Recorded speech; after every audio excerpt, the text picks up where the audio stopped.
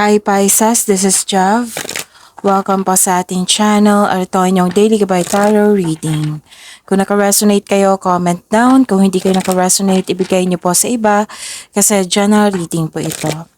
This is for you, Pisces.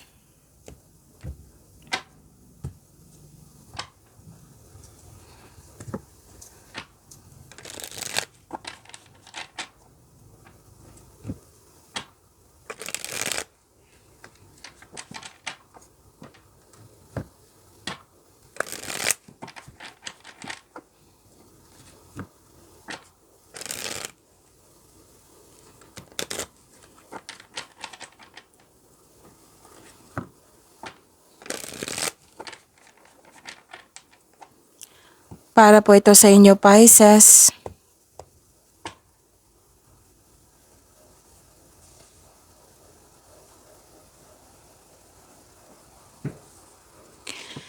Maraming salamat po sa inyong patuloy na suporta at maraming salamat din po sa mga hindi na-skip ng ads. Gamitin ang reading na ito bilang gabay lamang. Sa mga hindi pa nag-subscribe, subscribe na po kayo at click bell notification para malaman nyo na may bago tayong video. Para sa mga gustong magpa-reading, comment po kayo ng personal reading. Again, comment kayo ng personal reading and check my reply sa comment section.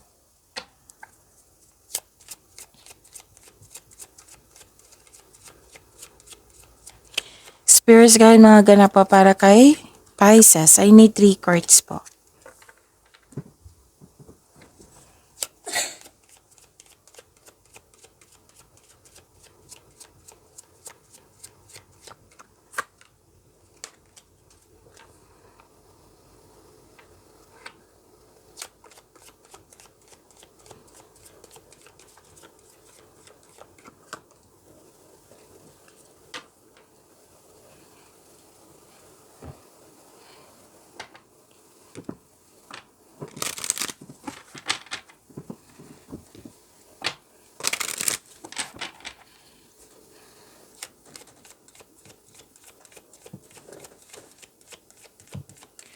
Message po para kay Pisces. I need 2 cards po.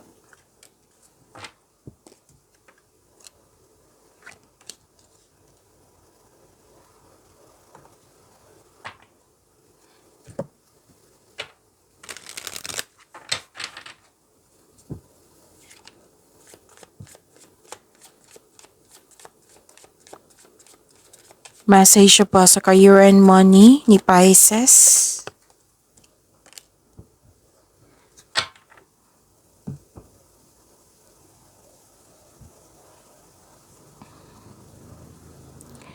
Pisces, mas lumawak yung ambisyon mo sa buhay.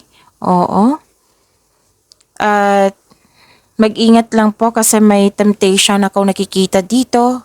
Rivalry, kompetisyon, tuso, madaraya, sinungaling, pwedeng temptation. Pwedeng temptation sa isang tao or temptation sa isang bagay. Okay? At pwede din na may tuto sa inyong desisyon, ideas or plano, or tungkol ito sa third party. Basta may nakita ko ditong mapaninlang na tao.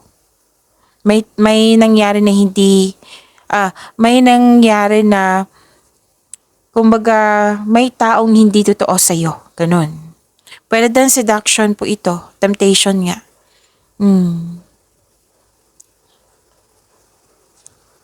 Wow, ang ganda naman ito. Kasi naka-receive kayo ng tulong, pwedeng regalo, naka-receive kayo ng awards or compliment kasi may recognition dito. And this is abundance and love is blooming. Diba? Ang ganda. So, claim nyo po. Kitang-kita ko yung happiness mo dito, Pisces. And this is hope and healing. Wow. Gusto to ng mga ibang signs. Lahat ng signs gusto nito. Hope and healing nasa iyo, Pisces. So, this is a new beginning. Pwedeng personal development. May nakita talaga akong fame and awards dito. So, naka-receive kayo ng blessings. Marami ding ideas na bibigyan nyo ng aksyon. So, ang ganda.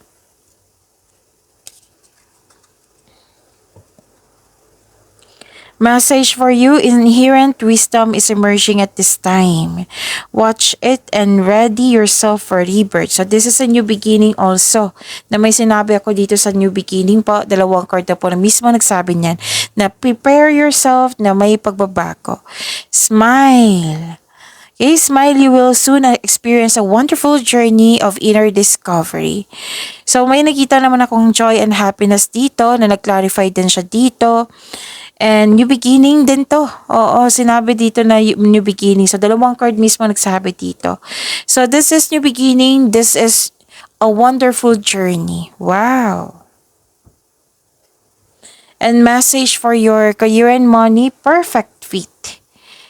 Finding the right path, the fit with the soul, the ideal job. So, you're meant to be here. So, it might be yung iba sa inyo na create ng opportunity or nag-grab ng opportunity for change career, pwedeng sa negosyo man ito or sa mismo sa kumpanya, oo, na nakatadhana yan sa'yo. Okay? Yung mga nangyari po, itong new journey to, na nakatadhana to sa'yo. Okay? So, ang ganda.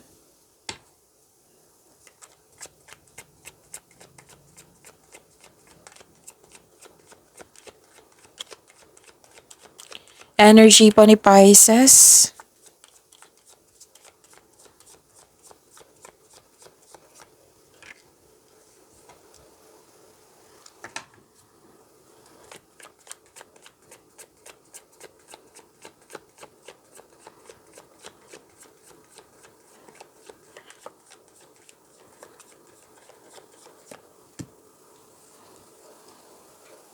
Kung may narinig kayo or may nakita kayong repeating message, meaning to say, pinupush ng cards niyo yan.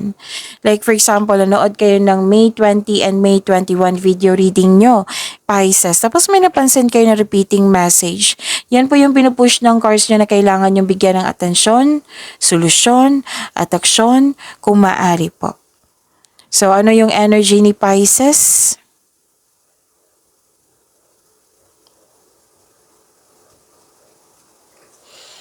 May concern lang kayo sa disconnection sa isang tao or andyan siya pero ramdam mo na may something wrong. Okay? So, yung hindi mabuti yung trato, pwedeng disconnection din to. Pwede din may nangyaring delay sa travel, pero makakahanap ka pa rin ng paraan para ma-enjoy mo yung moment mo ngayon. So, kailangan po ng time for reflection po, sabi po ng card. So, don't worry, ma-overcome nyo rin to. Okay?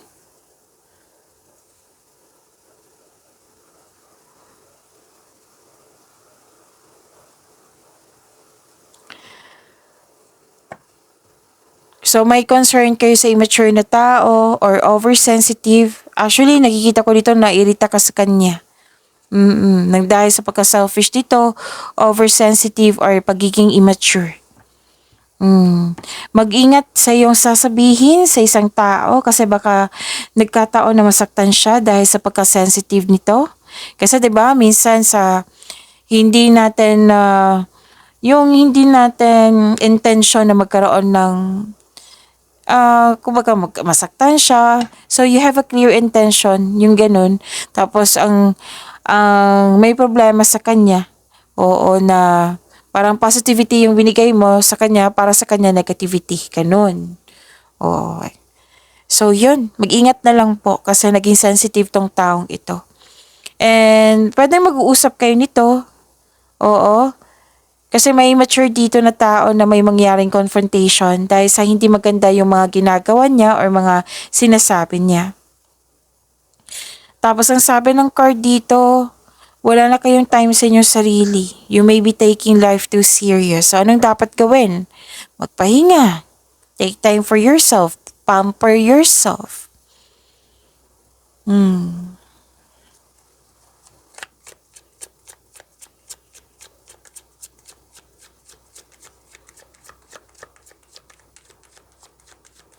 Career and money ni Pisces.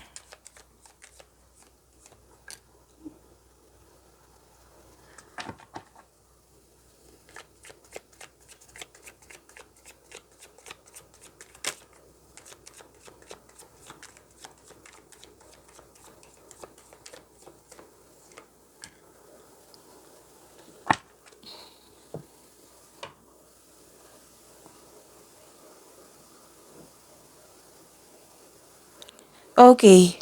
For your career and money. Kaya pala sinabi ng card dito na wala kayong enough time for yourself kasi sobrang busy mo sa yung career and money, Pisces. Nakitang-kita ko yung hard work mo dito, pagiging productive mo, full of movement, maraming ginagawa. Dahil sa movement na ito, this is transition also. Okay, so hard work at dedikasyon sa trabaho o negosyo for financial prosperity. So sabi ng card dito, patuloy mo lang magsumikap, Pisces. Ang ilan sa inyo nag-aaral ng new skill para ma-increase ang inyong income, gumagawa kayo ng passive income. And ang sabi ng card dito, what you have been studying or practicing, it will lead you to abundance. Magtiwala lang po. Trust that you can do anything. Basta mag-set kayo ng clear intention that you can achieve success through diligent work that you enjoy. So this is bagong kasanayan, kaalaman. Kapag ginagawa mo ang gusto mo, mahalin mo ang ginagawa mo. So this is tagumpay sa kaperahan ha. Tagumpay sa pananalapi. So this is security. This is naging productive kayo. Nagsumikap kayo. Oo. Tapos ito ay taas ng tagumpay. Yung taas ng tagumpay ay nasa iyo na. Kaya nga sinabi ng card dito, keep up the great work. Diba? Ang ganda. Claim nyo po, Pisces. Dalawang card na mismo nagsabi dito na sobrang busy nyo. Gamit na gamit yung skills mo. Lahat ng experiences mo. Oo. So, granted dan yung manifestation mo. Wow. So, you're inspired in action. Gamit na gamit yung skills mo. Creating power. May adaptation dito sa pagbabago. Very confident kayo. So, may parating na blessings. So, itong blessings na ito na which is the opportunity, opportunity to will be used for clear intentions. Pagsikapan nyo talaga, bigyan mo ng focus. Kasi may potential Oo. And please know that you are divinely guided. All things are possible, sabi po ng card. You can make your imagination real. Use your inherent skills to create opportunity po. Kung may balak ka mag-start ng negosyo, ito na yung go signal. Ito yung hinahanap mo, may go signal dito. Know your worth when negotiating po, kasi may negotiation dito for a raise of contract, for a raise of contract or allowance ba to, sweldo ba to, or kita. May kontrata din ako nakikita dito, signing of contract. Diba? Ang ganda. Claim nyo po sa career and money nyo po. So, this is the perfect time. Ang ganda.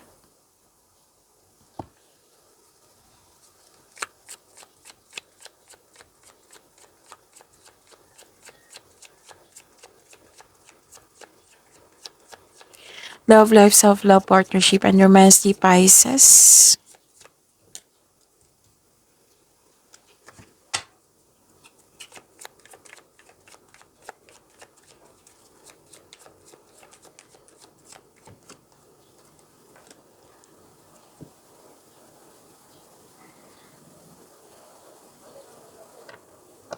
Okay, Pisces. May fear of change dito. Fear of change. Ayaw sa pagbabago, natatakot sa pagbabago, natatakot na lumabas sa comfort zone, natatakot sa pag-level up.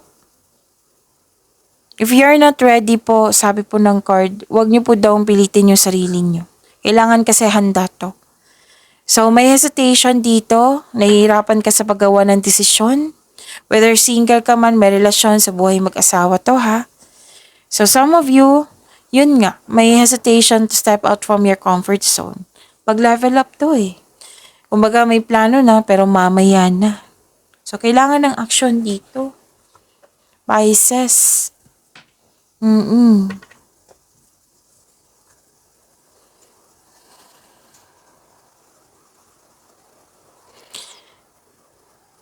At may nakita ako ditong naging aggressive din. Pushy, aggressive, yan yung nakikita ko. Mag-ingat sa taong masakit kung magsalita.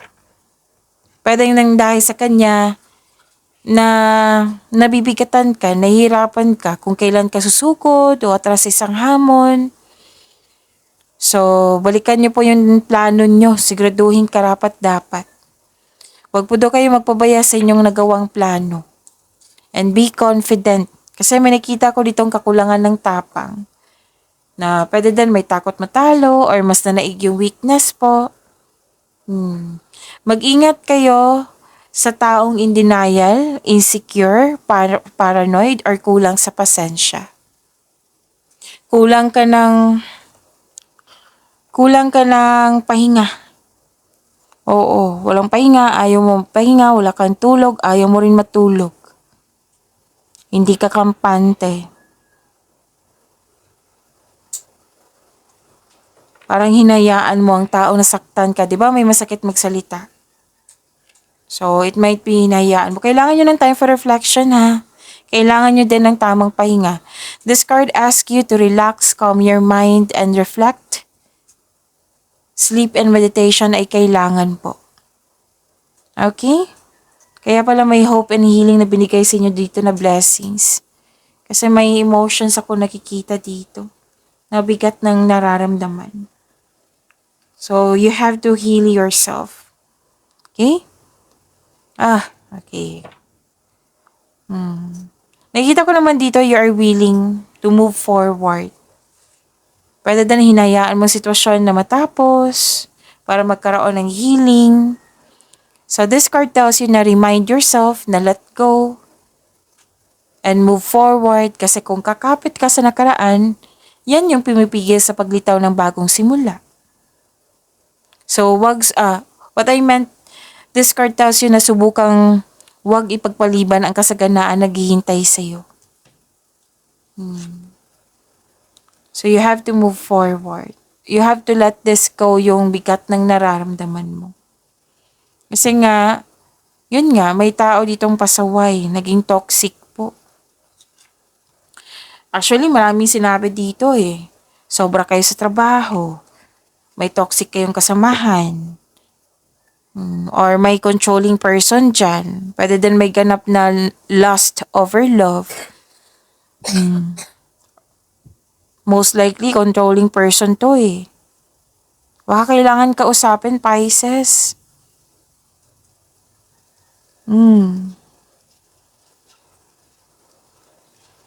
So, andito po yung sinabi na may, di ba may sabi dito na may obsession, temptation, para kang nakatali, na nahihirapan ka, sa isang tao or sa isang sitwasyon.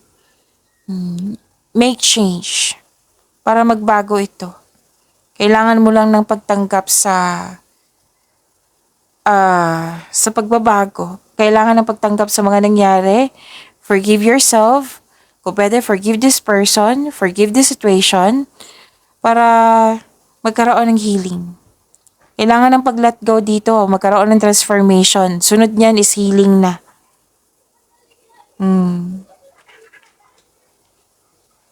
Kasi emotions talaga nakikita ko dito. At overthinking. Yan. So, at the end of the day, nakikita ko naman dito na you are fighting for what is right. Pinaglalaban mo ang tama para magkaroon ka ng freedom. Pero yung naulit na naman yung sinabi dito, different card siya ha. Pero sabi dito na wag nyo daw ipagpaliban yung makatulong sa inyo para sa kaunlaran. So you have to move forward, make change. Which is ginawa mo naman at the end of the day. This is releasing eh. At wag kayo mag-hesitate to take an action, okay? Pag-imanin niyo po yung blessings na binigay sa inyo, Pisces. See you tomorrow. Maraming salamat po.